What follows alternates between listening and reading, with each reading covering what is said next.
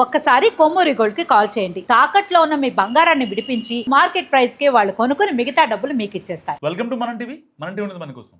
తెలంగాణ కాంగ్రెస్ వ్యవహారాల ఇన్ఛార్జ్ మీనాక్షి నటరాజ్ రాజ్యసభకు వేసిన నామినేషన్ రిజెక్ట్ అవడం ఇప్పుడు కలకలం రేపుతుంది.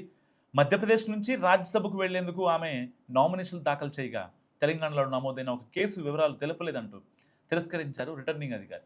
ఇక్కడే సరికొత్త అనుమానాలు వస్తున్నాయి పార్టీ వర్గాల్లో. మీనాక్షిపై తెలంగాణలో కేసు నమోదైతే మరి ఆ సంగతి మధ్యప్రదేశ్ నేతలకు ఎలా తెలిసింది?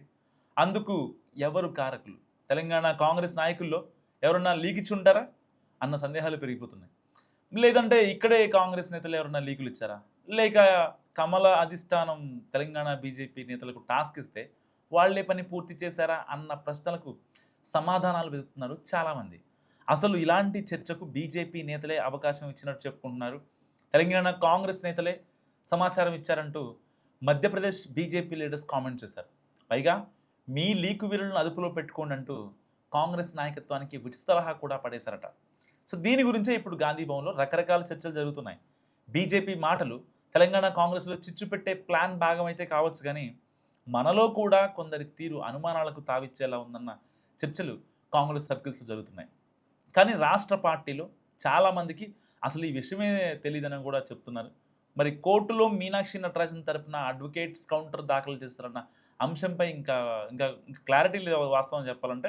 అయితే విషయం బయటికి ఎలా వచ్చిందన్నది ఇక్కడ అసలు చర్చ. ఇది ఇంటి దొంగల పనా లేక బయటి వాళ్ళ పనా అన్న ప్రశ్నకు సమాధానం ప్రస్తుతానికైతే లేదు.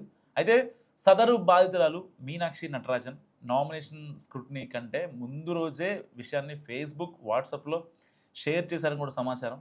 దాన్ని ఆధారంగా బీజేపీ నేతలు ఆరా తీస్తే కేసుకు సంబంధించిన వివరాలన్నీ బయటకు వచ్చినట్టు తెలుస్తుంది. ఇదే విషయాన్ని వాళ్ళు పార్టీ అధిష్టానం దృష్టికి తీసుకువెళ్ళి ఉండొచ్చు అన్న మరో డిస్కషన్ కూడా నడుస్తుంది. తెలంగాణ కాంగ్రెస్లో ఇన్ఛార్జి మీనాక్షి నటరాజ్ కంటే పొసగని వాళ్లే ఈ పని చేసి ఉంటారన్నది ఇంకో డౌట్. సో ఈ మధ్య కాంగ్రెస్లో సొంత పార్టీ నాయకుల మీదనే వరుసగా లీకులు ఇచ్చి రాయిస్తున్నారని వాదన కూడా బలంగా వినిపిస్తుంది. దీంతో మీనాక్షిపై కూడా కేసు అలాగే బయటకు వచ్చిందా అనే అనుమానం కూడా బలంగా ఉంది. సో పార్టీ వర్గాలు మాత్రం దీన్ని చాలా తీవ్రంగా ఖండిస్తున్నాయి.